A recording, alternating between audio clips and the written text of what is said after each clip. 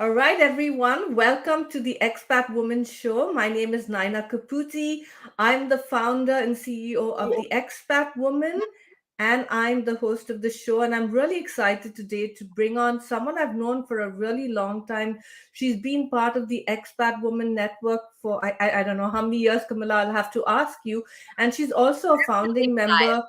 Yeah, and she's also a founding member of the Expat Woman membership. She's spoken at our summits. She's been active in the membership and in the community. And I'm so excited to invite you to join us on the show today, Camilla Quintana, and also to showcase or talk about unlock the secrets to building cross culture and confidence. Now, you have a very impressive background.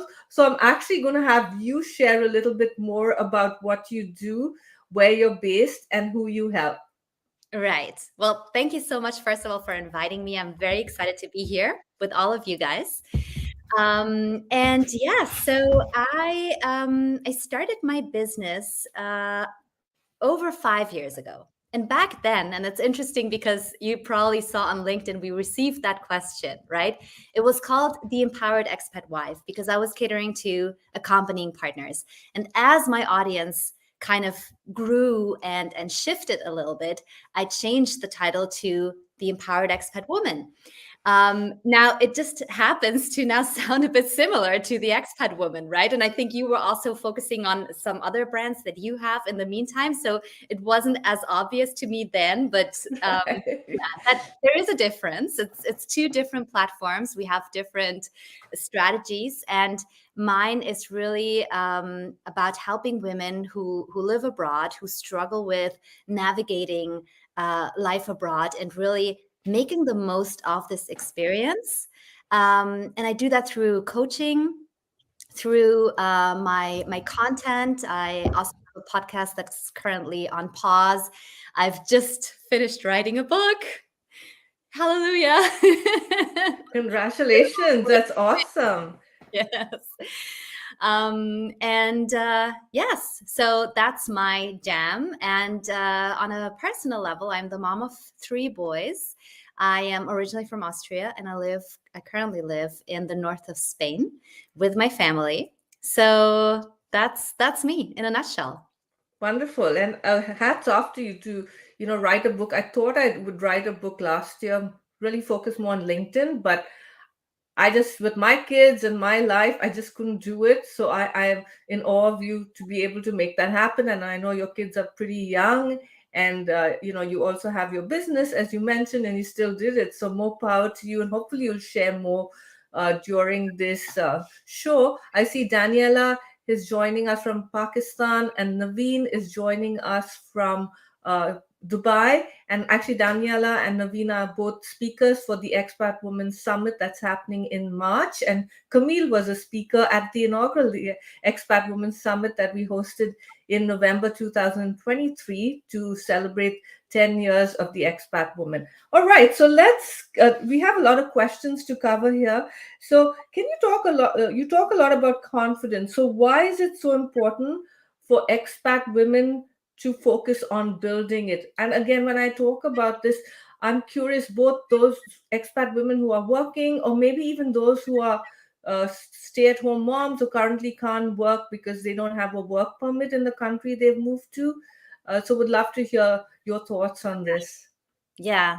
I like to say what's invisible but has the power to make you feel seen and be seen by others. Well, it's confidence, right? Confidence is not just a nice to have thing, it's a real game changer. And it's really important for your emotional well being, for your health, because it really shapes the lens through which you look at life, through which you experience life, through which you perceive and interpret whatever happens to you, and also then how you respond to both opportunities and challenges or difficulties, right? So when it comes to expat women, this is particularly important because we find ourselves, and I think to what do you say, like, go into what you mentioned before. This really holds true for anyone conquering a foreign environment. It could be the expat woman, it could be an immigrant woman, a refugee woman, someone who finds themselves in a completely different environment with different cultural norms and a different language, and having to start over from scratch, essentially, in at least many areas of your life. Sometimes you need to redefine yourself and maybe your career, and you need to build a new network and social circle. So you kind of become a different person through that, right? So that, I think, makes it really difficult to muster up the confidence and to have a steady confidence, because expat life, as we all know here, it just consists of many uncertainties, many adventures that you're not really sure how to react and how to respond to things, right? So that makes it challenging. As an additional factor, as women, right, there are certain gender stereotypes that also differ across the globe, and that really influence how especially a woman's display of confidence is perceived. So, even in the US and in Europe, a woman expressing herself very boldly and very assertively will often feel criticized or even dismissed for that, while her male counterparts, they might get a raise and they might get a promotion or venture capital for doing the exact same thing, right? So again, as expat women, confidence is one of the most sought after qualities. It's extremely important to have it because it will help you to, master and overcome challenges in a much better way, because you believe in yourself, you believe in your ability to do that. But also it can be tricky. And that's why I believe, and I've been dedicated to really redefining what confidence means, so that it can become a more inclusive and a more personalizable concept that really includes all genders and all, personalities and expressions of yourselves, and also goes way beyond cultural norms. That's fantastic. Thanks for, we don't think about confidence. And I think initially, when you move to a country, because you suffer from self-limiting beliefs and, you don't feel like you belong, or you have imposter syndrome because you sound different, you look different. I think your confidence levels are really low and it takes time. But I think also because as expats, we're so resilient because we've got to overcome all these challenges. Once we tap into that confidence, the world is our oyster, right? We can achieve so much. And my own experience, I'm sure yours too, I think I really came into my own and got more confident because I was forced to step out of my comfort zone when I moved to the US, and then try, have to hop over or climb over these different hurdles. And I realized that I didn't realize it, like I didn't think of it intentionally, but I think subconsciously you realize that if you want to stand out, if you want to make an impact, if you want to get known, you've got to build up your confidence. And it doesn't happen overnight, right? It's not a sprint, it's a marathon. So Yeah. I'm really glad you touched upon this topic and that you work with expat women to help them build that confidence, because I think that's so overlooked. And I think when you're confident, the rewards will come, right? Whatever your goals in life are.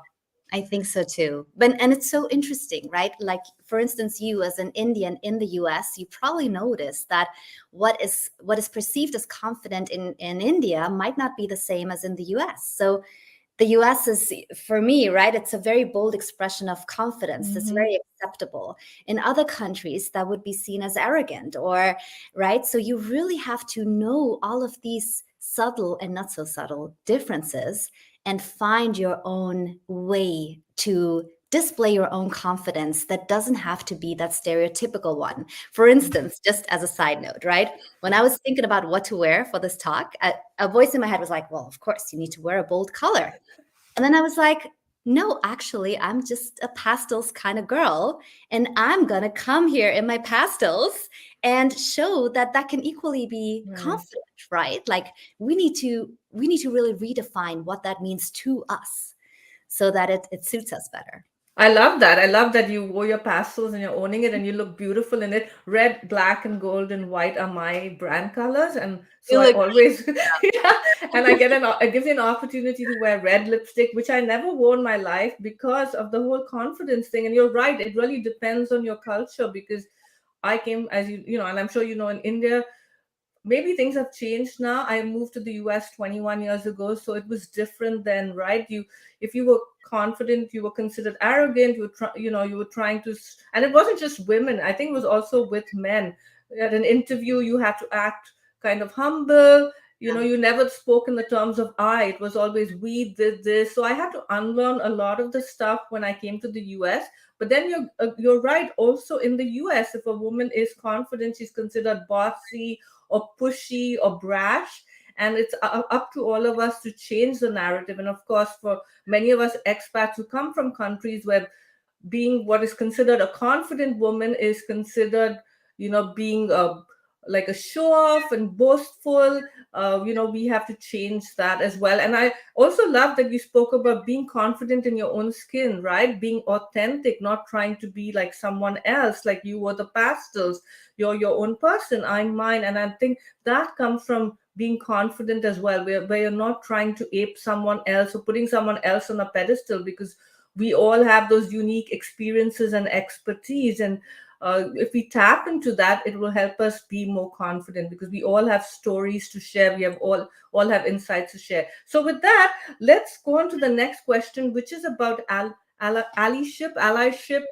You talk a lot about how it's important for us to be our own allies, which is again, not many people talk about that. And again, from an expat woman perspective, I think that's really interesting. So, would love if you share more insights about how you can be your own ally. Yeah, I think I came up with this concept of being your own ally because there's a lot of talk about being your own best friend, right? We all heard that a million times. And I just was thinking about my friends, and my friends, to be honest, they always want me to feel good when I feel bad. They will tell me things that maybe in the moment will make me feel better, but they might not be what I need to hear in the long run. They wouldn't want me to be uncomfortable, so they would want me at all costs to avoid some kind of hardship, or even they would want me to have that piece of cake and not help me to have a healthier weight if that was the case, or things like that, right? So I just started to doubt whether we should really aspire to be our own best friend. I love my friends, they're so important, but maybe we should show up for ourselves in a different way as our own biggest allies. So, what that means is that we always have our own back, no matter what. Through the ups and the downs, we can always count on ourselves to be there. We have our best interest at heart in the long run because we have a sort of strategic vision for ourselves and for our lives and for what we want to achieve and accomplish in our life. And that might mean that we need to get uncomfortable sometimes, or we will experience some setbacks, and that's okay because we trust that we can handle that and we know where we're going, right? So an ally shows up differently than a best friend. And that's why I think becoming your own best ally is so important. And it's, to me, the best indicator of whether a person is or isn't confident, right? An indicator that goes to that inner confidence that is then displayed outward, and that goes beyond cultural norms and gender stereotypes and all of that we've tackled before. It's that real raw confidence that is inside of you, and either you have it or not. And if you don't, you will need to build it. Love that. And I think, yeah, again, I think it's cultural because a lot of countries we come from, you don't loving yourself and supporting yourself, and as you say, being your own ally, or even things like self-care and self-love are looked down upon, right? And especially as a woman or a mom, often you feel guilty when you spend time with yourself. Like I have to take time off from my kids and go for walks and do stuff with other women. And I think that's being an ally too, where you do things for yourself because that little voice in your head, which is imposter syndrome, is always telling you you don't deserve this. you don't deserve the success, you don't deserve to do this course. I know you signed up for the my LinkedIn boot camp today, and you invested in that, right? Maybe part of you is like, I need to maybe spend that time with my kids or doing something for my business, but I think it's also investing in your professional development, in your personal happiness. So I really love that you shared that. Before we go on to the next question, I just want to acknowledge some of the folks in the audience. We have Cornelia joining us from Sweden. We have Solvega joining us, I think, from the US. Solvega is another speaker for this Expat Women Summit.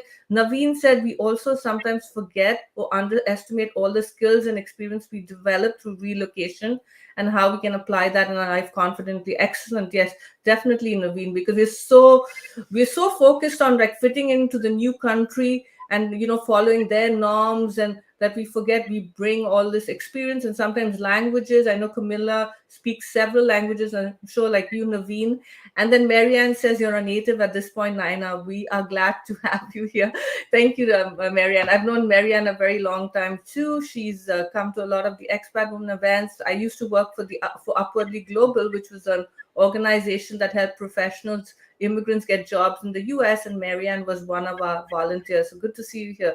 So let's continue. I think at this point, I'm sure people listening in, either the live or the recording, would be interested in learning or from you, how can they build their confidence? What are some actionable tips which they can implement as soon as they're done listening to this interview? Yeah. So to me, right, one of the best indicators of whether you are confident or not, and whether you are your own biggest ally or not, is to really look at your self-talk. Because as we now established, right, confidence doesn't mean that you are the one that speaks the loudest, that you wear the brightest colors, that you are of a certain gender or of a certain culture, or that you look a certain way and right, express your, maybe even your cultural or your religious background in a certain way. It's what goes on inside of you. And so your self-talk is an amazing indicator for what that is, right? If you spend a lot of time criticizing yourself and putting yourself down, it will be pretty impossible to actually show up as your own biggest ally and to feel and foster confidence in your day-to-day life, right? Because you will have those inner voices holding you back. So an analogy that I really like and that I use in my coaching practice is the one of the CEO. So I like to think of myself, and I want to invite all of you to look at yourselves as the CEO of your mind and body. So you are the one that is ultimately in charge. You are in charge of what you do, what you don't do.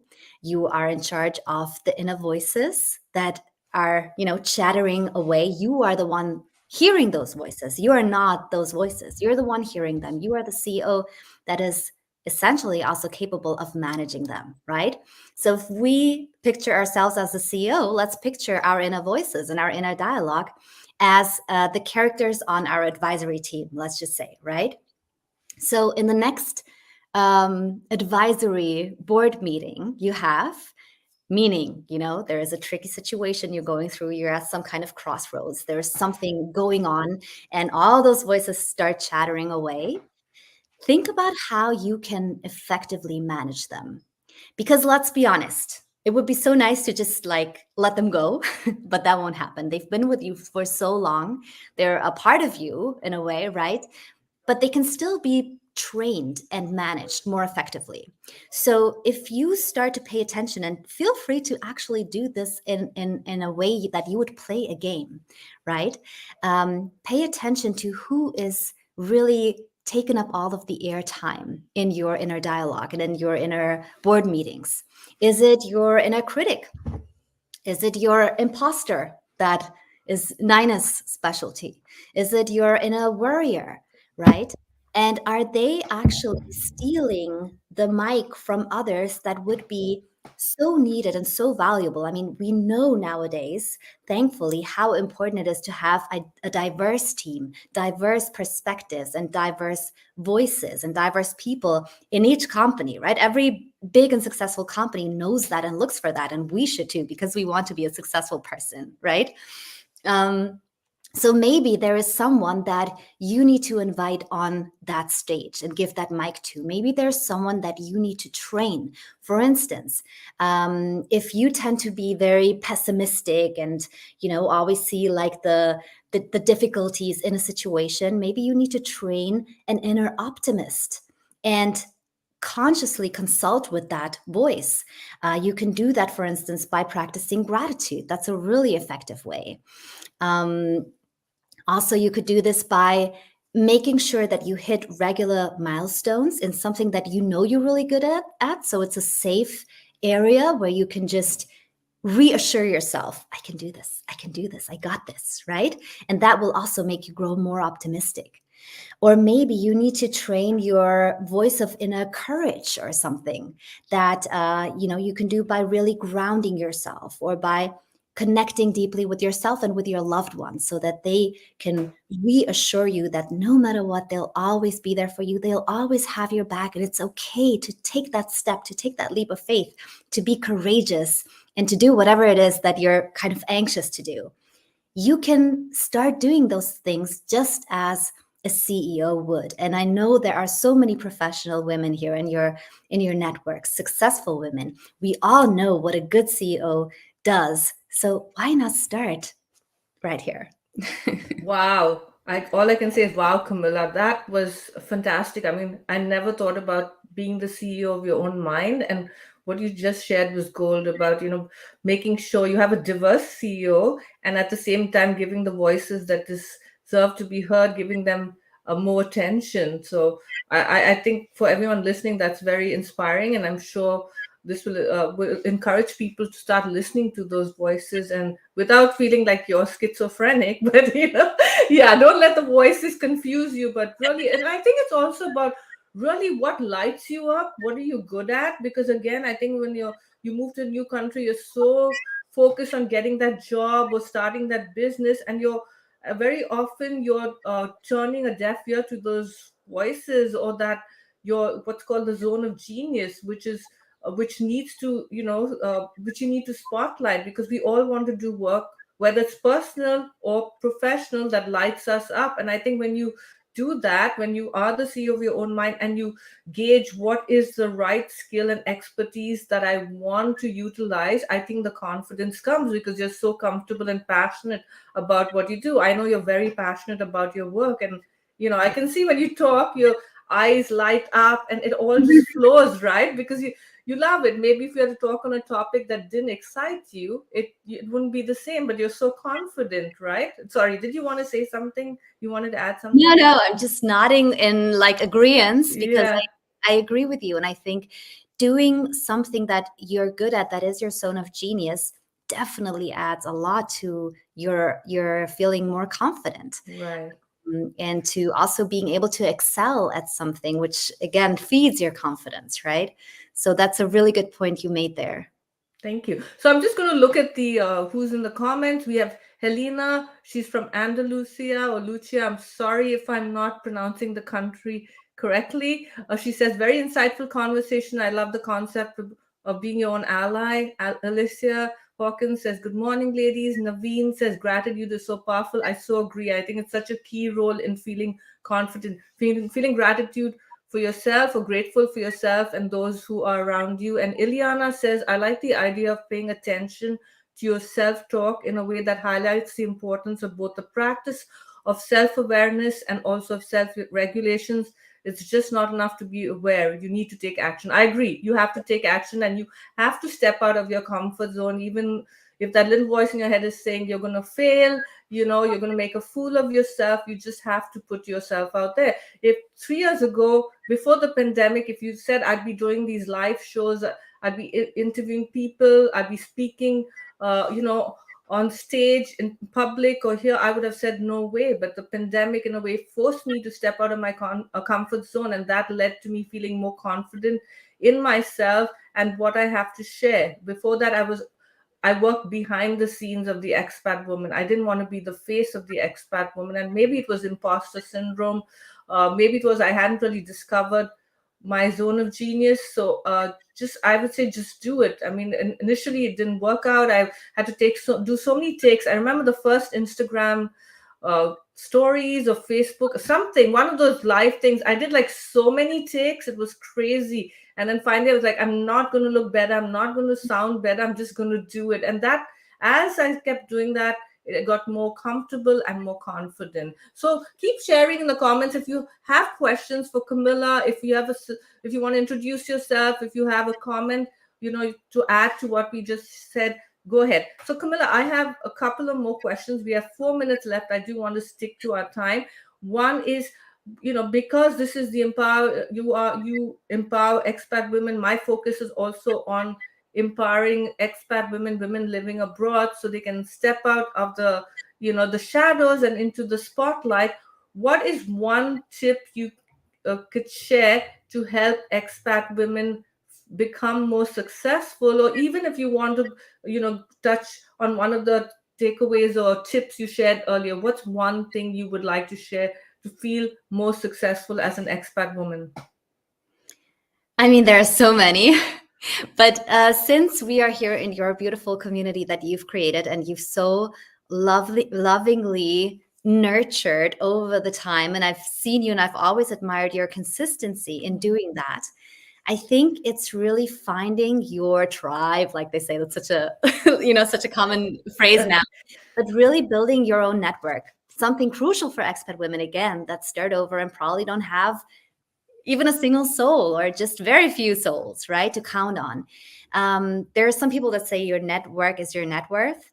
And I think when it comes to being successful, who you know and who you can collaborate with, who you can help, and then even, contribute to and learn from, and then get that favor returned to you, that will go a really long way. So, yeah, growing your network, joining communities. Naveen has a beautiful community. You have one. I think that's really powerful, just finding your tribe. Yeah, I agree with that, because I think that was one of my biggest hurdles when I moved to the US, was finding my tribe and making friends. And that's why I founded the Expat Woman, which you joined, maybe 5 years ago. And, which we have other women. And I've seen you are one of the founding members of the Expat Woman. And I've seen how you have also reached into my community. You've interviewed some of my Yes. network on your podcast, and, have formed these relationships. And I think that's really important, like finding like-minded people, and it's not hard, as you said.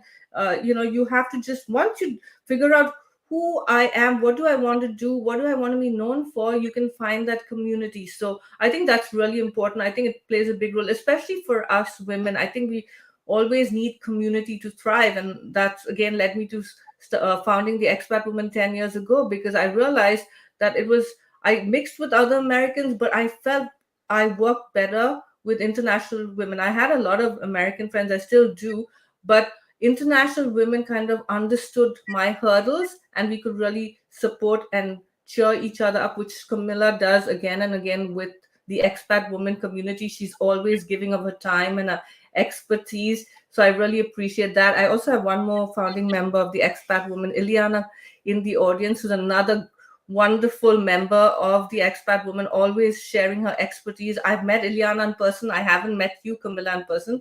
So Ileana not only does virtual events for me, but she also comes in person and talks or speaks at my in-person events.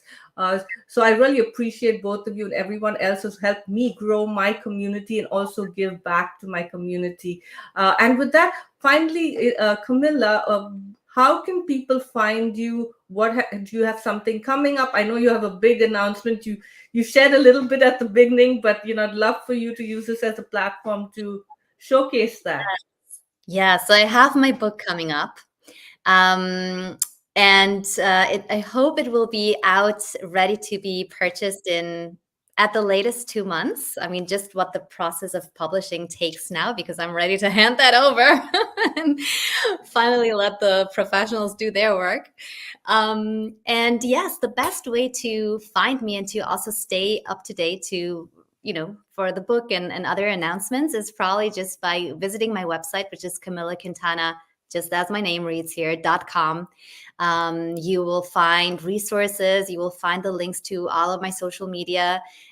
You will get freebies, and there's a quiz and all of that. So anything catering to the expat women and to empowering expat women, you'll find on there. So I hope to see you there and to connect with all of you. Fantastic. Thank you. And I just want to read a few of the comments before we close. Solvega said, what I've learned from this experience is that when I compare myself to other speakers, I see how imperfect I am. But when I compare myself to where I was 20 years ago, I feel proud. I can always learn from my mistakes and do better next time. But without trying, I can never learn. I agree, Solvega. And when you compare yourself to other speakers, remember you have unique experience and expertise. So never compare yourself to someone just because they might be more eloquent, or English is their first language, they sound more articulate or fluent. I think we can compare ourselves, but never feel you're never good enough.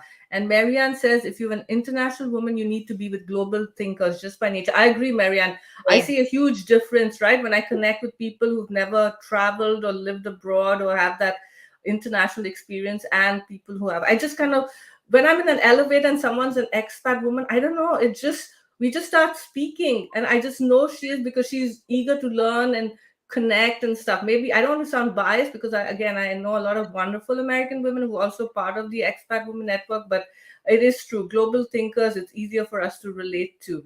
Yeah. So with that, I also wanted to just let you know that I have the membership, the Expat Women, which Camilla and Ileana are part of, and the doors were closed, but I'm now opening them. I'll be announcing it in a few days. So I'd love to welcome you into the Expat Women membership, where you can meet wonderful women like Camilla and Ileana, and then definitely connect with Camilla. She is a wealth of knowledge, and she's always so generous with her time. And share this podcast. Sorry, right now it's not a podcast. This live with your network, because I think a lot of women can benefit from Camilla's pearls of wisdom today. So with that, I want to thank you so much, Camilla, for joining us on the Expat Woman Show.